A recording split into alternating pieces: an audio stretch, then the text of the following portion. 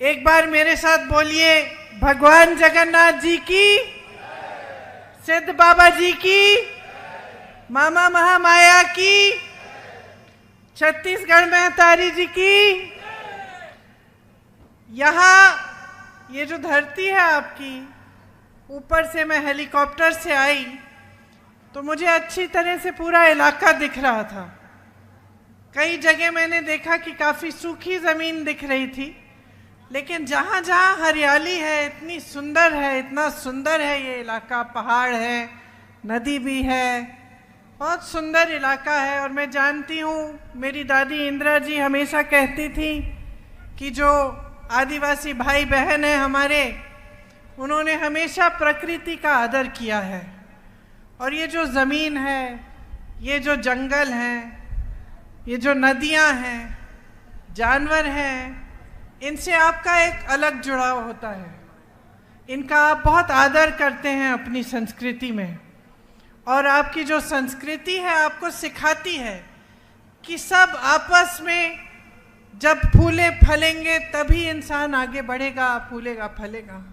तो आप हमेशा, चाहे प्रकृति की कुछ भी चीज़ हो, चाहे पेड़ हो, चाहे जैसे मैंने कहा जंगल जानवर हो, आप हमेशा उनका देखभाल करते हुए, सबको अच्छा रखते हुए ही अपने समाज को आगे बढ़ाते हैं।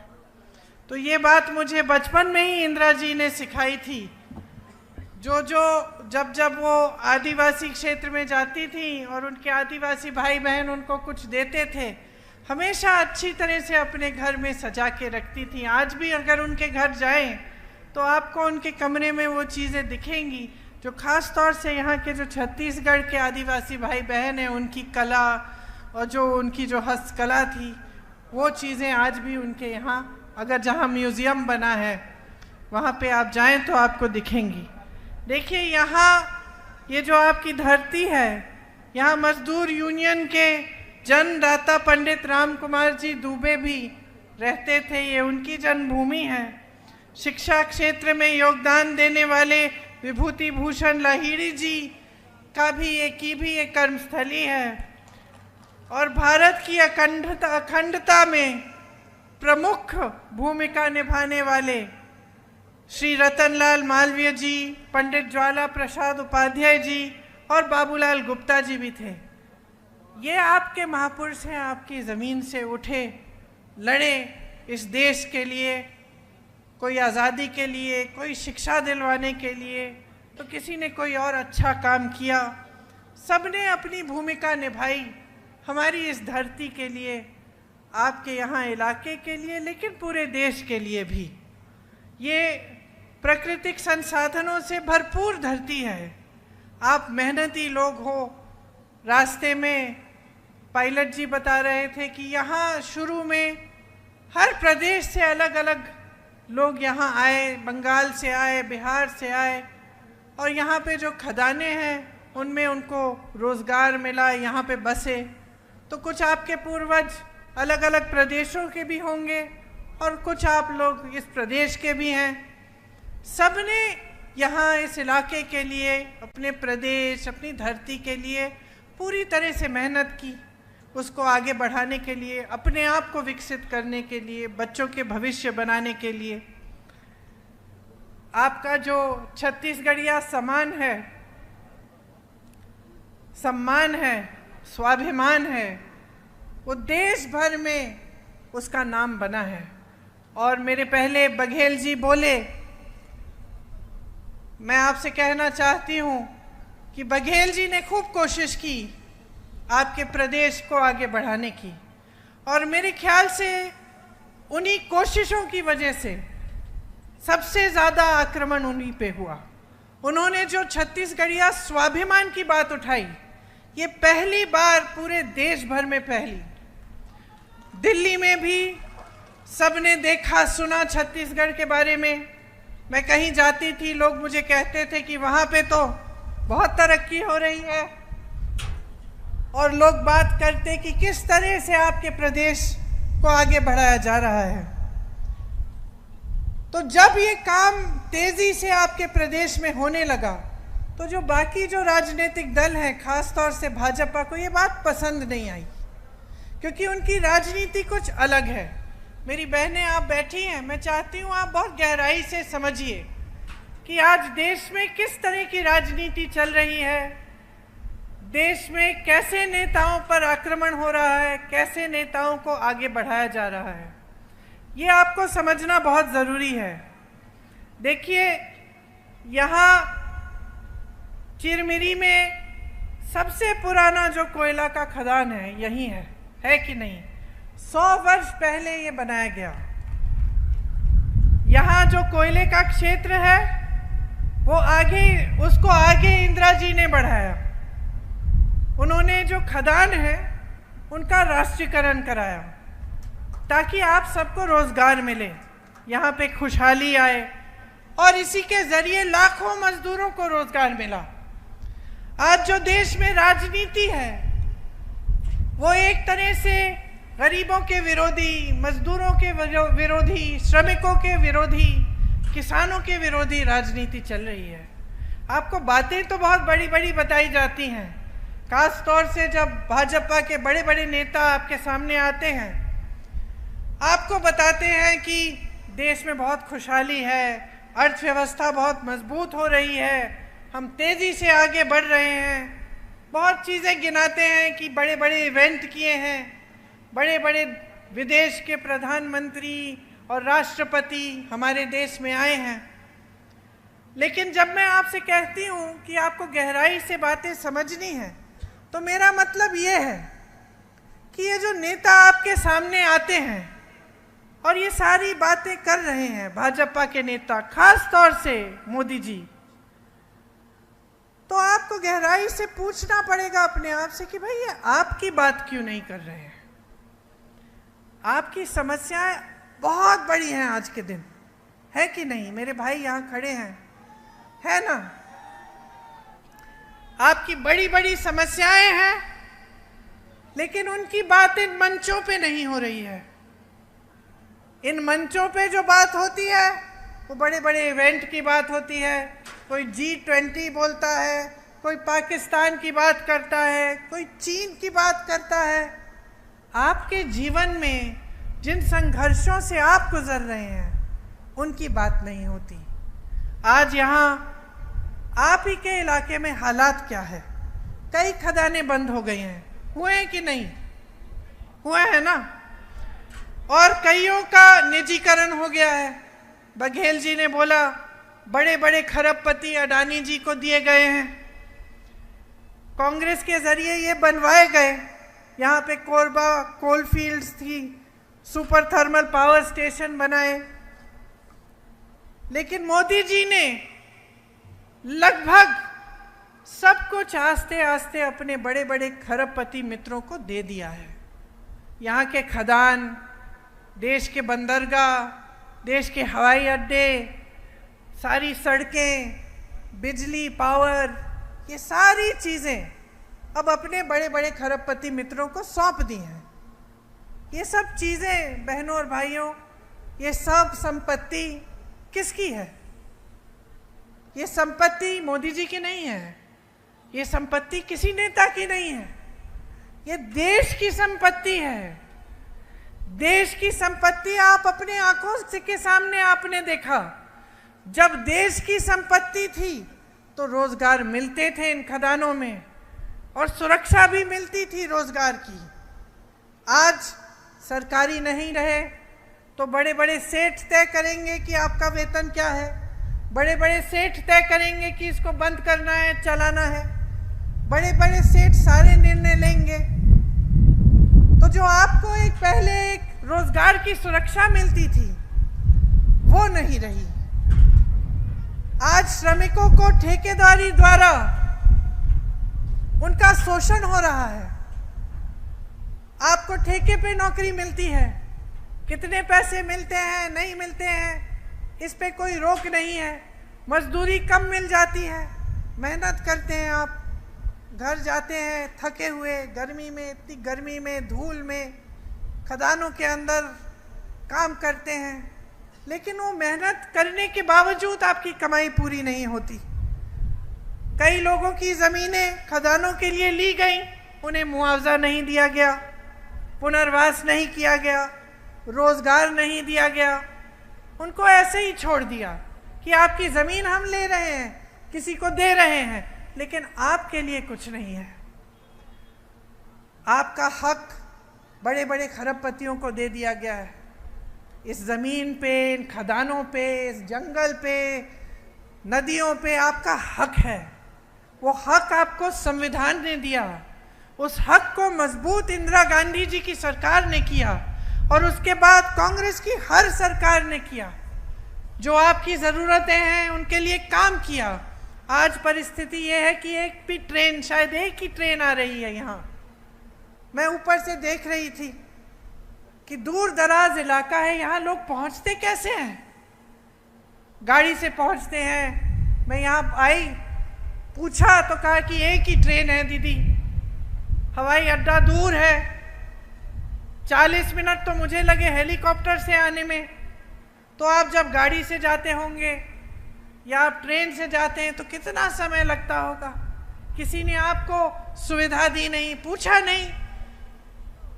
तो जब मैंने आपसे बात की कि किस तरह के नेताओं को आगे बढ़ाया जा रहा है, भाजपा में पूरी तरह से दो तरह के नेता हैं। एक जो सबसे भ्रष्ट नेता हैं, उन सबको इकट्ठा करके उन्होंने अपनी पार्टी में डाल रखा है। जो दूसरी पार्टियों में भ्रष्ट थे, पहले उनके खिलाफ आरोप लगाए, उन पे छापे मारे, उन पे दबाव डाला, उनको ले लिया अपने पार्टी में, और जब उनकी पार्टी में आ गए तो साफ हो गए, पाक हो गए। तो उनके खिलाफ कोई आरोप नहीं, कोई केस नहीं, कोई कार्रवाई नहीं, सब चुपचाप से बंद किया गया। तो एक तरह का नेता है जो एकदम भ्रष्ट है, और दूसरे तरह का नेता जो सारी हवा की बातें करता है, जो आपकी बात नहीं करता। नरेंद्र मोदी जी से लेकर जो छोटा सा छोटा उम्मीदवार है, इनकी पार्टी में जब आपके सामने भाषण देने आएंगे तो आपके बारे में नहीं बात करेंगे, महंगाई के बारे में नहीं करेंगे, जो आप हर रोज़ जो आपकी समस्याएं हैं, जिनसे आप लड़ रहे हैं, आप संघर्ष कर रहे हैं, वो बातें नहीं उठेंगी। तो ये दो तरह के नेता हैं जो भाजपा में आगे बढ़ाए जाते हैं। हम कांग्रेस पार्टी में हमारा प्रयास होता है कि जिन नेताओं को हम आगे बढ़ाएं, वो सबसे पहले जनता के लिए काम करके दिखाएं। जनता के प्रति उनका समर्पण क्या है, उनकी श्रद्धा क्या है, क्या वो नेता समझ रहा है कि जनता ही सर्वोपरि है, कि हमारा देश एक लोकतंत्र है और इस लोकतंत्र में संविधान ने जनता को सबसे बड़ी शक्ति दी है, नेता को बदल डालने वाली शक्ति। हम चाहते हैं कि हमारी पार्टी में जो भी नेता हो, सबसे पहले इस बात को गंभीरता से समझे, क्योंकि जब इस बात को समझता है तब दिन रात एक करके आपके लिए काम करता है। वो मिसाल आपने अपने प्रदेश में देखा जब हमारी सरकार रही। मेरी आदिवासी भाई बहन हैं, हमने पूरा प्रयास किया कि हम आपके लिए सब कुछ जितना भी कर सकते हैं हम करेंगे। आपने देखा होगा कि हमने गौठानों को भी मजबूत बनाने की कोशिश की, आपके अधिकारों को मजबूत बनाने की कोशिश की, आपको पट्टे दिलवाने की कोशिश की। ये सब भाजपा की सरकार नहीं करती। इन चीज़ों पे, इन सब कामों पे रोक लगाती है। आज श्रमिकों का शोषण होता है, जैसे मैंने कहा, पता नहीं चलता कितना वेतन कौन देना चाहता है, वो दे देता है। हम अपनी पार्टी में ये प्रयास करना चाहते हैं कि आपके साथ न्याय हो। बघेल जी ने न्याय की बात की। हमने जो घोषणा पत्र निकाला है इस चुनाव में, उसका आधार यही है कि जो नेता हैं सब आपके प्रति समर्पित रहें, और जो सरकारें रहें वो भी आपके प्रति समर्पित रहें और आपके लिए आपकी सेवा करें। उस पत्र को हमने घोषणा पत्र नहीं, न्याय पत्र का नाम दिया। न्याय पत्र का नाम इसलिए दिया क्योंकि सबसे ज़्यादा अन्याय नरेंद्र मोदी जी के 10 सालों की सरकार में आपके साथ हुआ है। किसी बड़े खरबपति के साथ अन्याय नहीं हुआ, बड़े बड़े उद्योगपतियों के साथ नहीं हुआ, बड़े बड़े नेताओं के साथ अन्याय नहीं हुआ। वो सब आगे बढ़ रहे हैं। वो सोचते हैं आपका वोट ले लेंगे धर्म के नाम पर, इधर उधर की बातों करके, और उनको काम नहीं करना पड़ेगा। बघेल जी एक बार यूपी में आए जब मैं वहाँ काम कर रही थी, और मैंने कहा बघेल जी आप कुछ व्यापारियों से मिल लीजिए, उनसे बातचीत कर लीजिए, उनसे पूछिए उनकी समस्याएं क्या है। तो 1 घंटे बैठे व्यापारियों के साथ, और उसके बाद जब मैं मिली मैंने पूछा कैसी रही आपकी मीटिंग। तो कहने लगे मीटिंग तो बहुत अच्छी थी दीदी, लेकिन एक बात से मुझे बड़ा ताज्जुब हुआ। तो मैंने कहा क्या बात थी? तो उन्होंने कहा कि यहाँ यूपी में जो व्यापारी हैं वो मुझसे सवाल पूछने के लिए झिझक रहे थे, और जब मैं जवाब दे रहा था कठिन सवालों का, और जब मैं कह रहा था कि पूछो, मैं सवाल का जवाब देता हूँ, मैं बताता हूँ हम क्या करना चाहते हैं, तो वो थोड़े से घबराए हुए लगे। बाद में उन्होंने सबने कहा कि हमारे यहाँ ये परंपरा नहीं है कि हम मुख्यमंत्री जी से सवाल कर सके। तो उस समय बघेल जी और मेरी चर्चा हो रही थी कि क्यों है ऐसा, और उन्होंने मुझे बताया क्योंकि देखिए दीदी, जो चर्चा उत्तर प्रदेश में हो रही है, क्योंकि भाजपा की सरकार है, जो चर्चा हो रही है वो धर्म की चर्चा हो रही है, वो जाति की चर्चा हो रही है। तो नेता समझ गया है कि उसे काम करने की जरूरत नहीं है। चुनाव आएगा, धर्म की बात उठाएगा, जाति की बात उठाएगा, वोट पड़ जाएगा उसे, कोई काम के बारे में तो पूछेगा ही नहीं। काम के बारे में जो पूछता है उसको दबाया जाता है।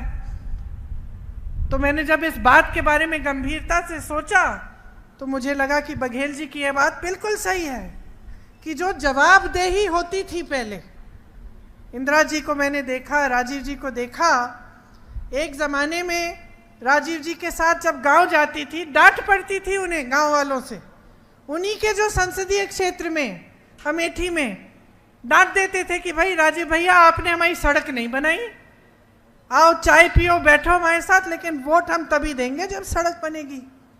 जागरूकता बहुत थी, प्रधानमंत्री से सवाल उठा सकते थे कि हमारी सड़क क्यों नहीं बनाई।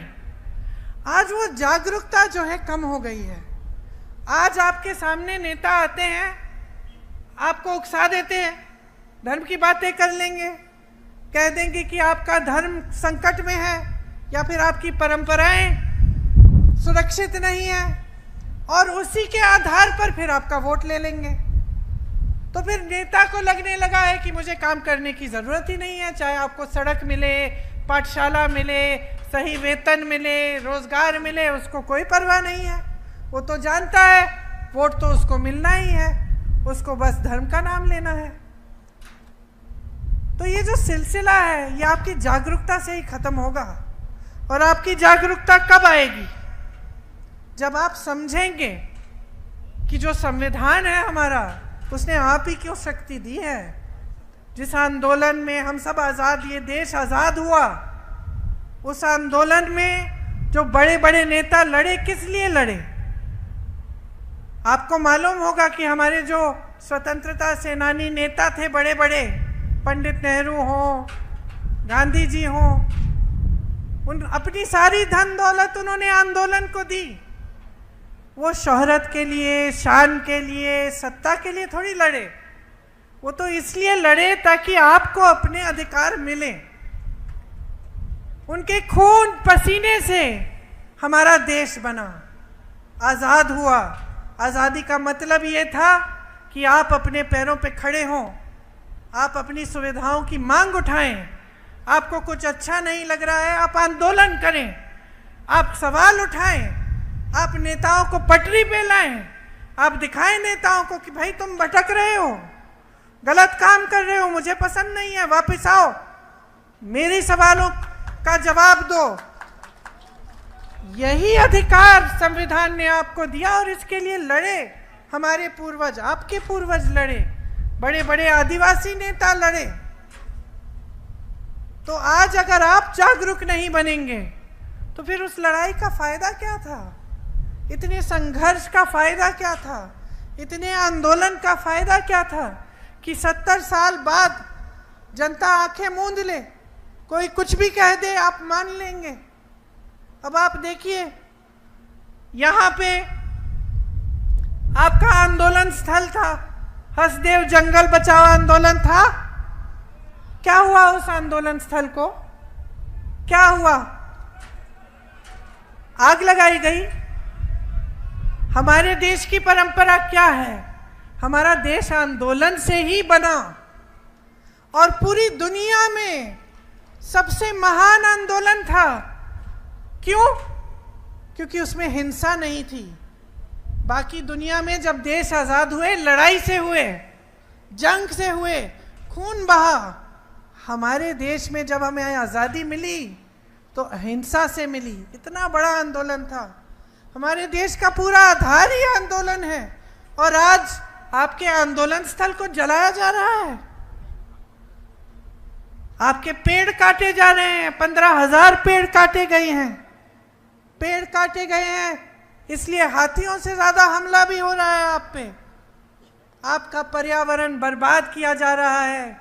यहाँ पे जो बड़ा उद्योगपति आना चाहे, उसको चाहे जमीन चाहिए, उसको खदान चाहिए, जो चाहिए मिलता है, आपको नहीं मिल रहा है।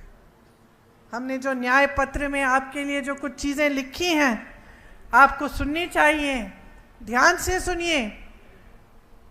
जांच से स्वास्थ्य के लिए, जांच से इलाज तक, आपकी पूरी सेहत की देखभाल की जो सुविधाएं हैं वो आपको मुफ्त में मिलेंगी, 25 लाख रुपए तक।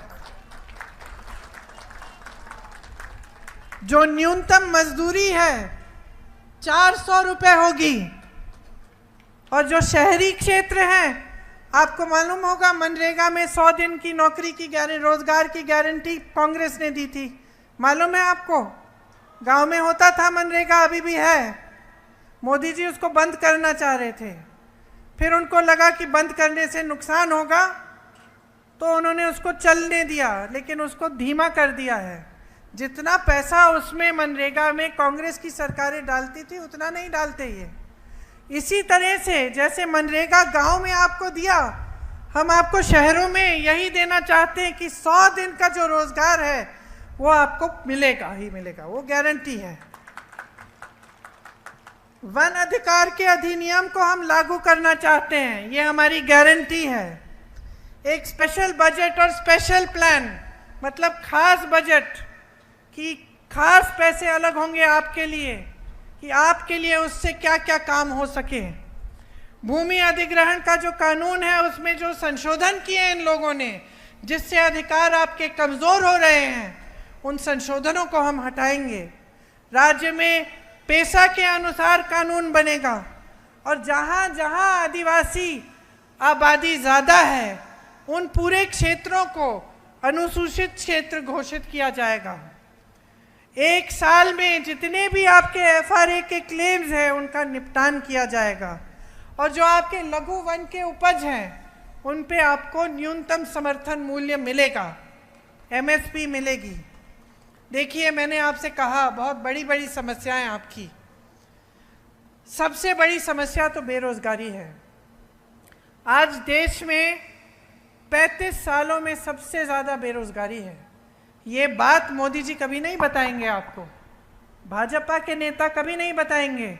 ये कभी नहीं बताएंगे कि आज इस देश में 70 करोड़ लोग बेरोजगार हैं, कि 30 लाख पद खाली पड़े हैं। बहनों, ये पद पड़े हैं, लोगों को दे सकते हैं। ये नौजवान जो खाली खड़े हैं, इनको ये पद मिल सकते हैं।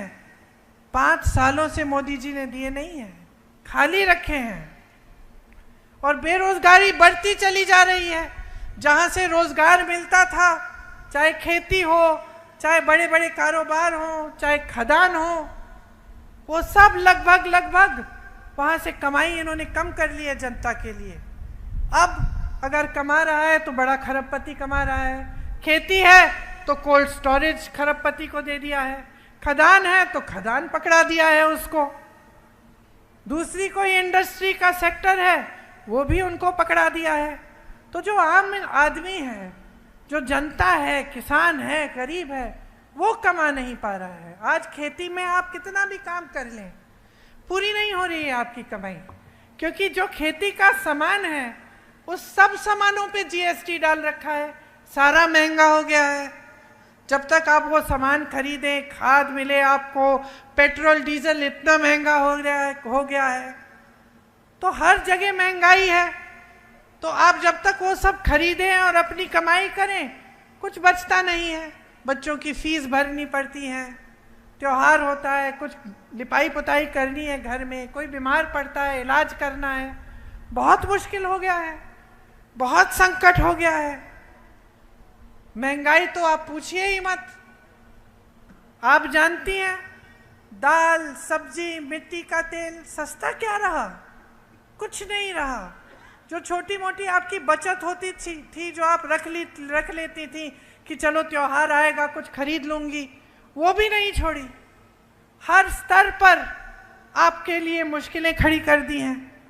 आप यहाँ बैठी हैं मेरी बहनें, संस्कार आप ही परिवार को देती हैं, बच्चों को आप बड़ा करती हैं। जब तक सब सो नहीं जाते घर पे तब तक आप सोती नहीं है, मैं जानती हूँ। ये सिर्फ आपकी बात नहीं है, हम दूसरे परिवारों में भी, बड़े परिवारों में भी, जिनके पास शायद कम है, जिनके पास ज़्यादा हो, सब परिवारों में कोई फर्क नहीं है। महिलाओं में महिला सबसे ज़्यादा काम करती है। महिला बाहर काम करती है तो घर पे जाके देखेगी कि बच्चों ने खाना खाया कि नहीं। अब मैं यहाँ हूँ, भाषण दे रही हूँ, घर जाऊँगी, पहले बच्चों को पूछूँगी कि क्या खाया, पढ़ाई की, बच्चा बेटा काम कर रहा है, काम कैसा था तुम्हारा। जब तक सब सो जाएंगे तब तक नहीं सोएंगे। हर महिला का यही जीवन होता है, संघर्ष का जीवन होता है। अत्याचार भी सबसे ज़्यादा महिलाओं के साथ भी होता है और हम संघर्ष करती हैं। हमेशा हम प्रयास करते हैं कि पहले सब खुश रहें, उसके बाद फिर हम अपनी खुशी देखते हैं। सच बात है कि नहीं, है ना?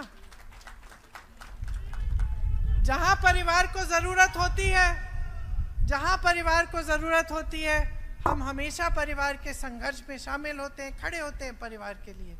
और बच्चों की परवरिश की बात जब मैं करती हूँ तो ये सिर्फ आप अपने बच्चों की परवरिश नहीं कर रहे हैं, ये आप देश की नई पीढ़ी बना रहे हैं, देश की नई पीढ़ी की परवरिश कर रहे हैं। तो आपका ना देश के निर्माण में बहुत योगदान है। लेकिन आपको पूछने वाला कौन है? सारे नेता मंच पे आके कहते हैं महिला सुरक्षा, महिला सुरक्षा। मोदी जी कहते हैं हमने महिलाओं को आरक्षण दिया है, माले पहनवाते हैं खुद को महिलाओं से कि मैंने इतना बड़ा काम किया है। फिर पता चलता है वो आरक्षण 10 सालों के लिए नहीं लागू होगा। महिलाओं पे अत्याचार होता है। हाथरस में एक नौजवान महिला के साथ अत्याचार हुआ, उसको जला के मार दिया। मोदी जी और उनकी सरकार ने क्या किया? पलक नहीं झपकाई। उन्नाव में यही हुआ। मैं गई थी उस महिला के घर, मैं आपको बता नहीं सकती बहने क्या सुना मैंने उस घर में। उसकी भाभी थी, क्या क्या बताया उसकी भाभी, कुछ नहीं छोड़ा, क्योंकि वो भाभी भाजपा से जुड़ा हुआ था जिसने अत्याचार किया। कुछ नहीं छोड़ा उस घर में। उसके पिताजी को पीटा, उसके भाइयों को पीटा, उसकी भाभी को धमकाया, 9 साल की भाभी की बेटी को धमकाया कि तुम पाठशाला मत आओ, तुमको भी दिखाएंगे। उस महिला को जला दिया, उसके पिताजी के खेत भी जला डाले। कोई ऐसा अत्याचार नहीं बचा जो नहीं किया। लेकिन भाजपा के नेताओं ने एक शब्द नहीं बोला उसके पक्ष में। जहां जहां अत्याचार हो रहा है, जो अत्याचार कर रहा है उसे बचा रहे हैं। ओलंपिक की मेडल लाई, संघर्ष करके हमारी बहनें, बच्ची हैं 20-22 साल की, रोज सुबह कुश्ती लड़ने के लिए गांव से जाती हैं ट्रेनिंग के लिए, 6-6 बजे उठ के इतना संघर्ष किया, ओलंपिक के मेडल लाए। जब मेडल लाए, मोदी जी ने चाय पिलाई, घर बुलाया, फोटो खिंचाई अपने साथ। सारे अखबारों ने लिखा कि भाई मोदी जी की सरकार है, देखो इसलिए महिलाएं मेडल जीत रही हैं। जब वही महिला सड़क पे उतरी, उसी महिला ने कहा कि मेरे साथ आपके एक नेता ने, भाजपा के नेता ने अत्याचार किया है, मोदी जी मेरे सम्मान को बचाओ, मुझे मदद करो। तो मोदी जी के घर के 2-3 किलोमीटर दूर बैठी थी वो महिला। मैं उससे मिलने गई, मैंने कहा क्या बेटा क्या हुआ? कहती है मुझे सिर्फ न्याय चाहिए दीदी, मैं इतना लड़ी हूँ देश के लिए, मैंने देश का गौरव, देश का सम्मान बढ़ाया है और आज मेरी सुनवाई नहीं है।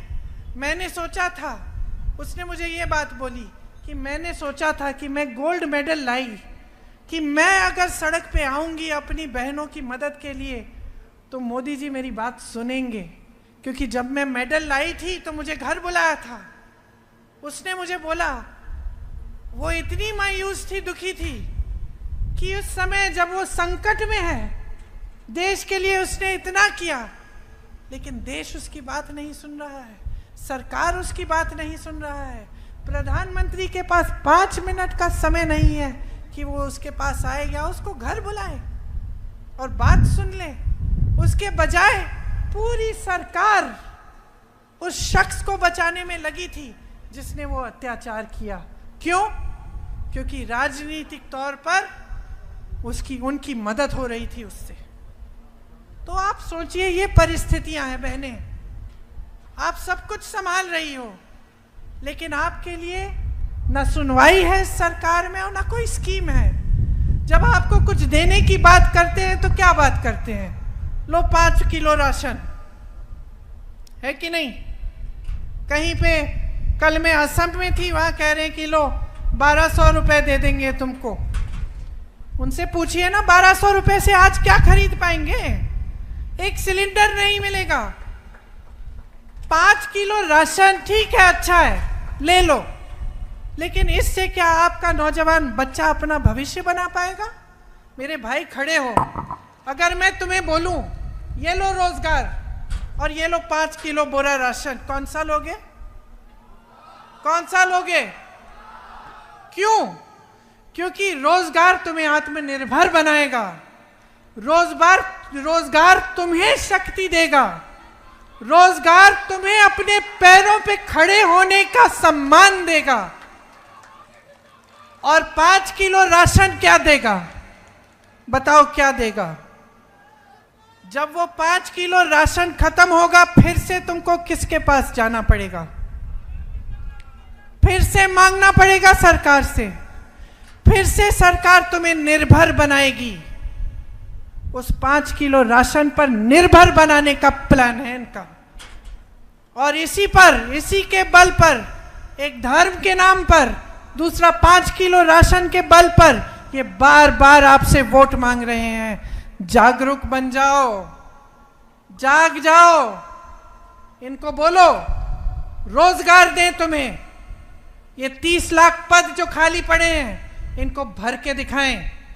मोदी जी सामने आते हैं, पूछो इनसे, मोदी जी आप 70 साल की रट लगाए रखे हैं कि 70 साल में कांग्रेस ने कुछ नहीं किया। पूछो इनसे, बताओ इनको, कांग्रेस ने एक खदान बनाया, कांग्रेस ने आपको रोजगार दिलवाया, कांग्रेस ने आपको सम्मान दिया, कांग्रेस ने आपके समाज को आगे बढ़ाया। इन्होंने अपने खरबपति मित्र को दे दिया, इन्होंने आपसे रोजगार छीना, आपसे जमीन छीनी, आपसे जो आप खा रहे हैं, आपके पेट में जो खाना जा रहा है वो छीना है। जागरूक बन जाओ, क्योंकि जब जागरूक नहीं होगे तो सिर्फ आपका भविष्य नहीं, पूरे देश का भविष्य संकट में आएगा। आज आप अपने बच्चों के बारे में सोचो, आगे क्या करेंगे? अगर रोजगार बनाने के माध्यम और साधन ही सारे बंद कर दिए इन्होंने। हमारे न्याय पत्र में लिखा है कि महिलाओं के लिए 1200 रुपए नहीं, 8,500 रुपए हर महीने हम दिलवाएंगे। जो परिवार की सबसे बड़ी महिला है उसके खाते में जाएगा। 1 लाख रुपए सालाना बनता है ये। मैंने आपसे कहा 25 लाख तक आपका इलाज फ्री होगा और सरकारी नौकरियों में मेरी बहनों को 50% आरक्षण इसलिए मिलेगा ताकि मेरी बहनें अपने पैरों पे खड़ी हो पाएं। आशा, आंगनवाड़ी, मिड डे मील, मितानीन जो बहनें हैं, आप सबके वेतन में केंद्र सरकार से एक योगदान होता है, उसको हम 2 गुना करेंगे ताकि आपके वेतन बढ़ें। तो सिर्फ ये आग्रह है आपसे कि आप जो देश की परिस्थितियां हैं वो समझ जाएं। देश की परिस्थितियां आज ये है कि आज आपके जो मुख्यमंत्री थे बघेल जी, इन पे इतना हमला क्यों हुआ, मैंने आपसे बताया, क्योंकि आपके स्वाभिमान की बात की। इनको अच्छा नहीं लगा कि कहीं पे एक प्रदेश में एक मुख्यमंत्री ऐसे हैं जो खड़े हो जाते हैं अपने प्रदेश के लिए, जो लड़ लेते हैं अपनी जनता के लिए, तो इनको दबाने की कोशिश की गई। इसी तरह से जो इनके खिलाफ लड़ रहा है उनके खिलाफ केस, भ्रष्टाचार के आरोप, इस देश के इतिहास में पहली बार ऐसा होगा कि 2 मुख्यमंत्री चुनाव के समय जेल में डाल दिए गए।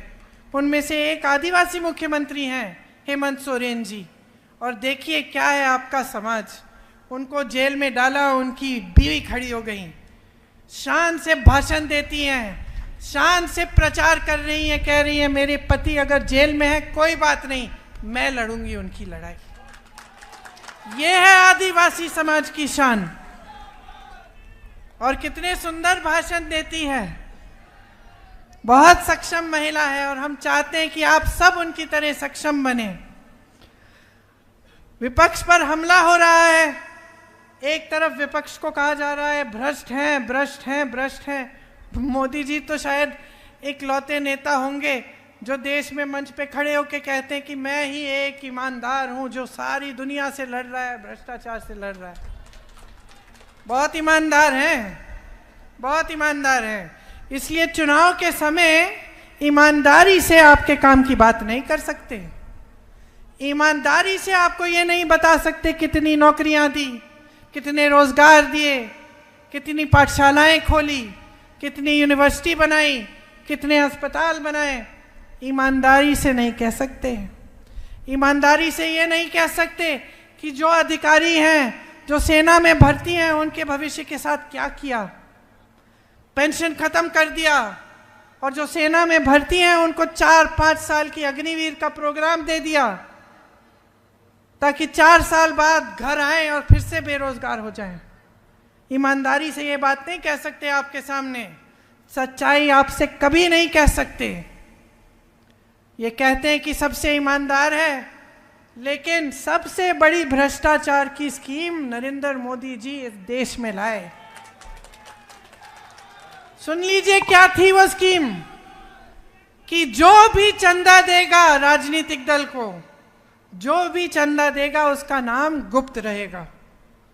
इसका मतलब है जनता को नहीं पता चलना चाहिए कि अडानी ने कितने 1000 करोड़ दिए हैं या किसी और ने कितने 1000 करोड़ दिए हैं।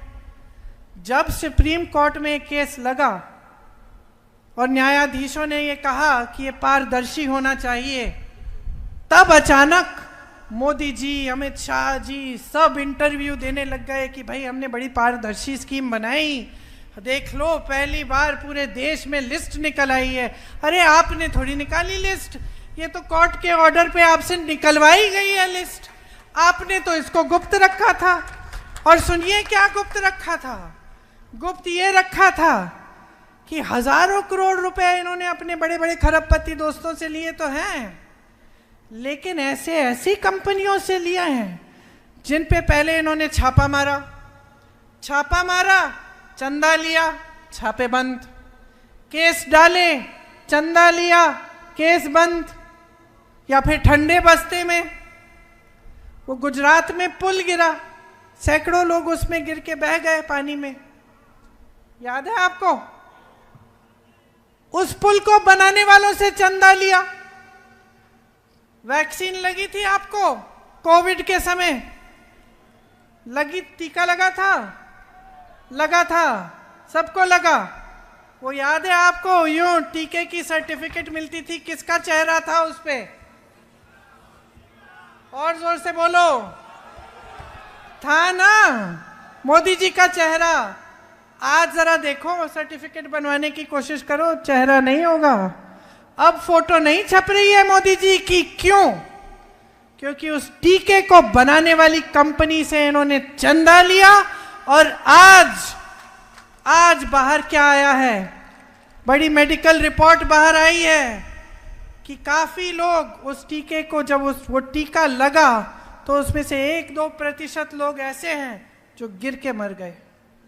किसी को पता नहीं चला कि क्यों गिर के मर रहे हैं।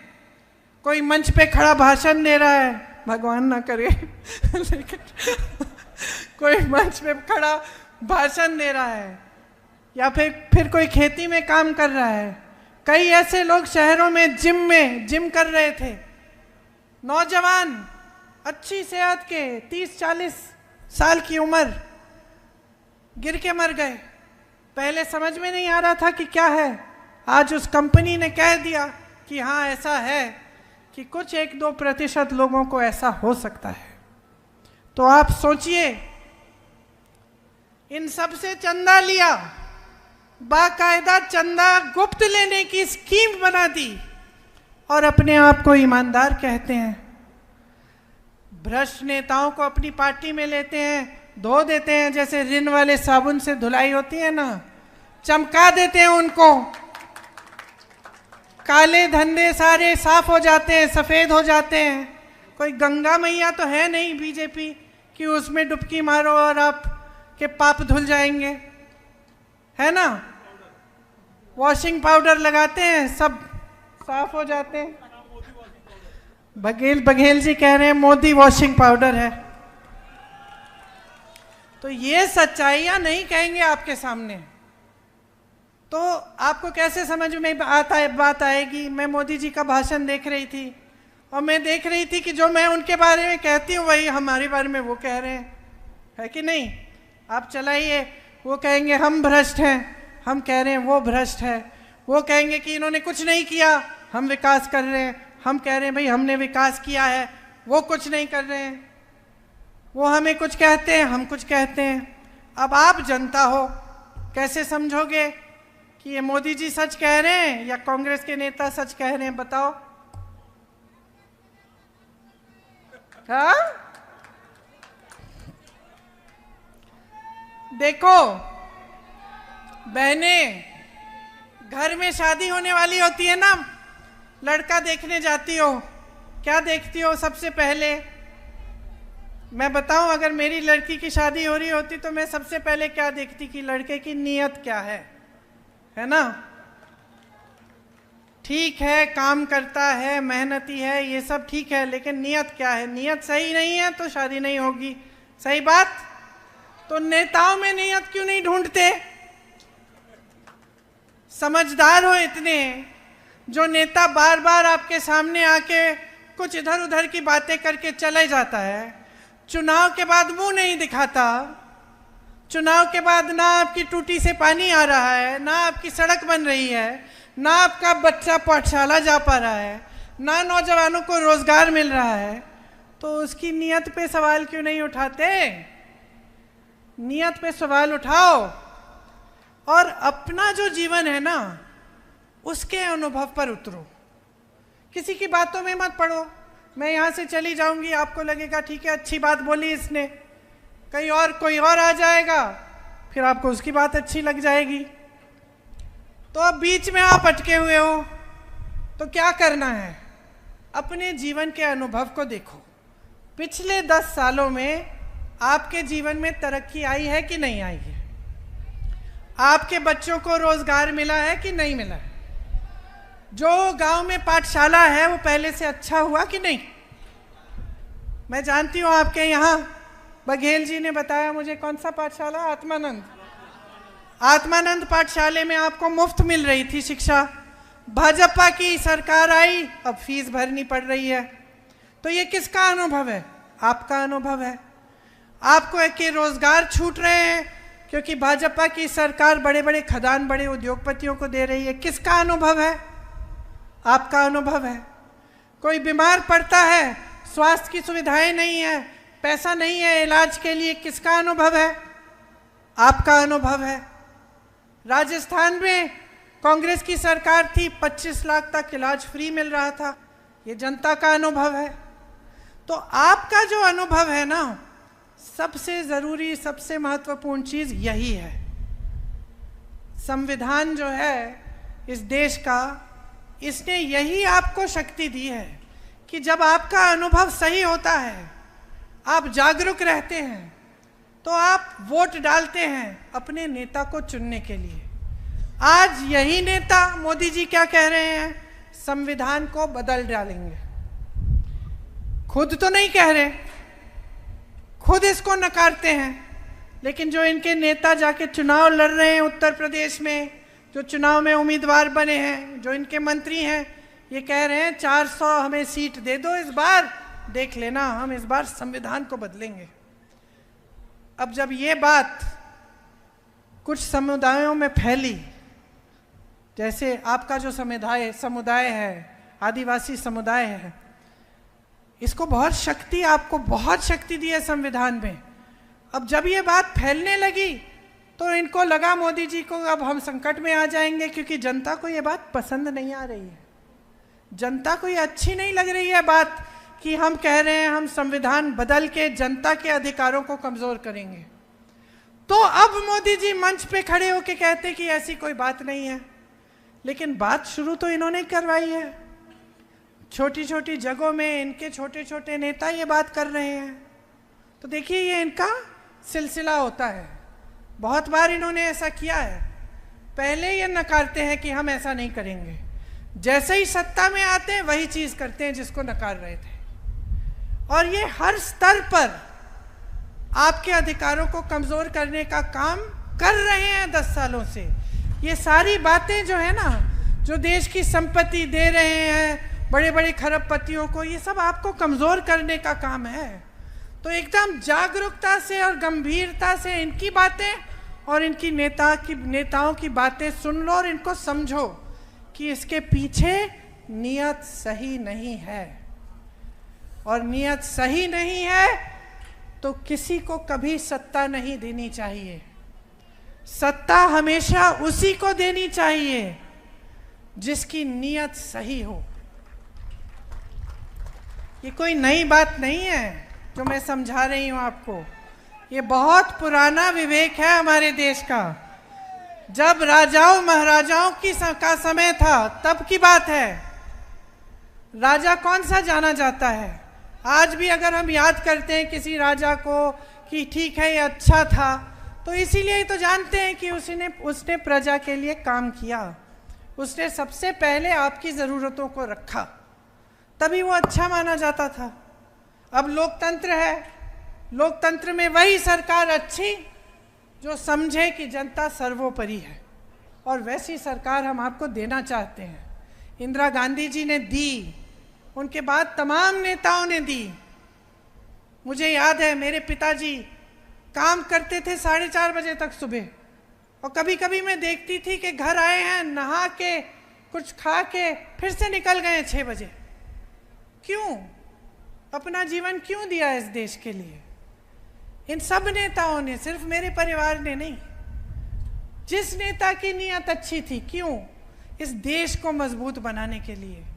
जिस तरह से आप खेती करते हैं, आप किसानी करते हैं अपने परिवार को मजबूत बनाने के लिए, लेकिन आप देश के अन्नदाता भी हैं, देश को भी मजबूत बनाते हैं। उस तरह से मेरी बहनें, जैसे मैंने कहा, परवरिश करती हो बच्चों की, तो नई पीढ़ी की परवरिश कर रही हो, देश के भविष्य के निर्माता हो। जो मजदूरी करता है, देश के लिए भी इमारत बना रहा है। सबका देश में योगदान है, सबका देश है, सबकी धरती है, सबका पसीना है इसमें, सबका खून है इसमें। इसीलिए चुनाव के समय एकदम गंभीरता से अपने वोट को समझो। जो आपके लिए काम करेगा, जिसने काम करके दिखाया है, जो आपके जीवन के अनुभव में दिख रहा है काम, टीवी पे नहीं, जो तरक्की आपके जीवन में दिख रही है, उसके आधार पर अपना वोट डालो। यहाँ हमने कोरबा के लिए भी कुछ चीज़ें सोची हैं। हमने सोचा है कि सर्वे कराकर नए कोयला जो है उसके लिए एक आधारित उद्योग खुलवाएंगे। आपने जो कास्ट माइनिंग से जो आपकी ज़मीनें बर्बाद हुई हैं उनको समतल कराया जाएगा ताकि वहाँ आपकी आबादी बस पाए। यहाँ चिरमिरी में ट्रेन सेवा हम शुरू करना चाहते हैं ठीक ढंग की, कि अगली बार मैं यहाँ आऊँ तो आपके पास में किसी दूसरे माध्यम से भी पहुँच पाऊँ, और ये जो सब दूर दराज इलाके हैं आपके सारे जुड़ जाएं। किसी को मिलने जाना हो, रिश्तेदारों को कहीं और रह रहे हैं, आप जा पाए सुविधा से। बाजार मूल्य से 4 गुना अधिक मुआवजा हम आपको देना चाहते हैं जब आपकी ज़मीनें ली जाती हैं। कांग्रेस की जो गारंटीज़ हैं जो हम इस चुनाव में आपको देना चाहते हैं उनको आप ठीक ढंग से समझिए। जो 30 लाख पद मोदी जी ने खाली रखे हैं उनको हम भरना चाहते हैं, नौजवानों को रोज़गार देना चाहते हैं। जो स्नातक पास होता है उसको 1 लाख की हम अप्रेंटिसशिप दिलवाना चाहते हैं। मतलब आपने पढ़ाई की, माँ बाप ने मेहनत से पढ़ाया, रोज़गार नहीं मिल रहा है। हम चाहते हैं कि हर नौजवान को एक ऐसी अप्रेंटिसशिप मिले जैसे जो अमीर लोगों के बच्चों को मिलती है, कि जब पक्के रोज़गार से पहले एक नौकरी मिल जाती है, उसमें थोड़ा सीख भी लेता है और कमा भी लेता है, तो उसको अप्रेंटिसशिप कहते हैं। हम चाहते हैं कि आपके लिए भी ये सुविधा हो और ऐसे ही नौजवान 1 लाख रुपए सालाना कमा पाए। एमएसपी जो है, जो किसानों को मिलनी चाहिए, मैंने पहले आपसे कहा कि जो आपके जो मूल खेती है उसके लिए भी हम ये सुविधा कराएंगे, लेकिन हम कानून बनाएंगे कि आपको न्यूनतम समर्थन मूल्य मिलना ही है। ये आपका अधिकार बन जाएगा किसानों का। खेती के सारे सामानों पे जिस पे आप जीएसटी दे रहे हो, इन सब सामानों को हम जीएसटी से मुक्त करेंगे। आपके फसल का नुकसान होता है, 30 दिनों में भुगतान आपको हम देना चाहते हैं। और माफ़ करिए, शायद मैंने पहले कहा, लेकिन 4 गुना भुगतान है वो हम कोशिश करते हैं कि आपको वो मिले। भूमिहीनों को ज़मीन दी जाएगी और न्यूनतम मजदूरी यहाँ पे 400, पूरे देश में 400 रुपये की होगी। इसका मतलब है कि कोई ठेकेदारी पे भी आपको अगर नौकरी दे तो कम से कम उसे 400 रुपये की दिहाड़ी आपको देनी ही पड़ेगी। तो ये सब हमारी आपके लिए गारंटी हैं। अब आपने खुद अपने अनुभव से देखा कि जब हमारी कांग्रेस की सरकार थी तो जितनी हमने गारंटी आपको दी थी, चाहे किसानों के कर्ज माफ़ करने की, चाहे हमने आपको 35 किलो राशन दिया, ये सब हमने आपको करके दिखाया। तो अब जो चुनाव आ रहा है उसमें अगर आप कांग्रेस पार्टी को जिताएंगे, अपने ही विवेक से, अपनी ही समझदारी से आप हमारी उम्मीदवार के पक्ष में वोट डालेंगे, तो आप अपनी ही तरक्की कराएंगे और अपना ही भविष्य उज्जवल करेंगे। तो मैं आपसे आग्रह करती हूँ कि ये सारी गारंटी अगर आप अपने जीवन में उतरते हुए देखना चाहते हैं, अगर आप अपने जीवन के अनुभव को बेहतर बनाना चाहते हैं, अपने बच्चों के भविष्य को उज्जवल बनाना चाहते हैं, तो आप कांग्रेस को वोट दीजिए। मुझे यकीन है कि जब आप सारे नेताओं के भाषण सुनेंगे और ध्यान से, बारीकी से उनकी बातों को समझेंगे, तो आपको समझ में आ जाएगा कि किसकी नीयत ठीक है और किसकी नीयत गलत है। आप सबको बहुत बहुत धन्यवाद। बहुत ध्यान से मेरी बातें सुनी। हो सकता है कुछ बातें छूटी भी होंगी, उसके लिए क्षमा चाहती हूँ। जय हिंद।